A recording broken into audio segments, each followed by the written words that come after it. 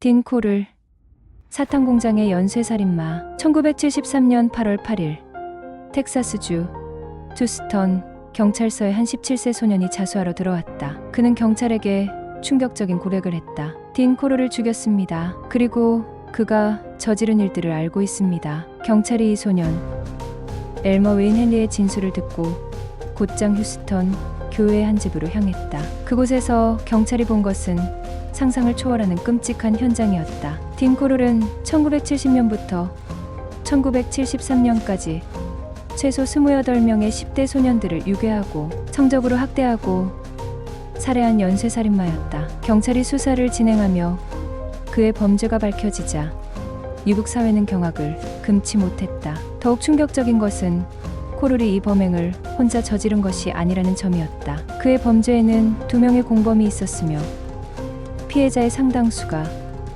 이 공범들이 직접 유인해온 아이들이었다. 딘 코르는 1939년 인디애나주에서 태어났다. 부모는 잦은 이혼과 재결합을 반복했고 그는 어린 시절부터 내성적인 성격을 보였다. 1965년 군에서 제대한 후 가족이 운영하던 사탕 공장에서 일을 하게 되면서 아이들에게 공짜 사탕을 나눠주었고 덕분에 캔디맨이라는 별명을 얻게 되었다. 하지만 그는 이 친절한 이미지 뒤에서 믿을 수 없는 범행을 저지르고 있었다. 그는 12세 소년 데이비드 브룩스를 자신의 사업에 끌어들였고 처음에는 돈을 주며 신뢰를 쌓았다. 하지만 점점 브룩스를 협박하고 성적 학대를 가했다. 이후 그는 브룩스를 공범으로 끌어들이며 아이들을 유인해오면 돈을 주겠다고 제안했다. 브룩스는 이에 동의했고 곧바로 주변의 친구들까지 유인하기 시작했다. 코르의 첫 번째 희생자는 1970년 9월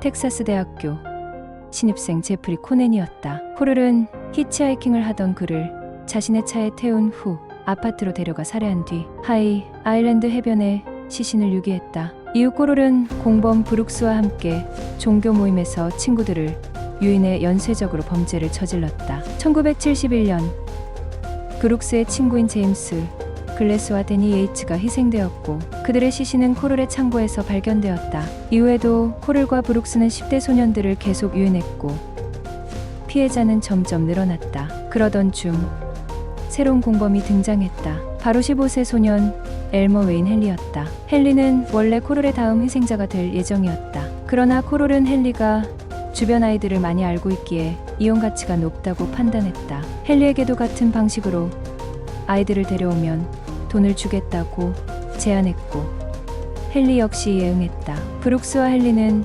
친구들을 유인해 코를의 집으로 데려갔고 코를은 피해자들을 학대하고 살해한 뒤 창고나 야산에 시신을 유기했다. 하지만 헨리는 시간이 지나면서 점점 불안해졌고 코를의 행동에 대해 의심을 품기 시작했다. 결국 1973년 8월 8일 헨리는 코를이 자신과 친구를 결박한 채 살해하려 하자 총을 빼앗아 코를을 쏴 죽였다. 헨리는 곧장 경찰에 자수했고 경찰은 현장에 도착해 끔찍한 살인의 흔적을 발견했다. 이후 헨리와 브룩스의 자백을 바탕으로 조사한 결과 피해자는 최소 28명 이상이었으며 대부분 가난한 10대 소년들이었다. 코을의 집과 창고에서는 피해자들의 시신과 각종 범행 도구들이 발견되었다. 이 사건이 밝혀지자 경찰은 엄청난 비난을 받았다. 휴스턴 지역에서는 10대 소년들이 계속해서 실종되고 있었지만 경찰은 이를 단순한 가출로 보고 적극적으로 수사하지 않았던 것이다. 결국 헨리는 99년형을,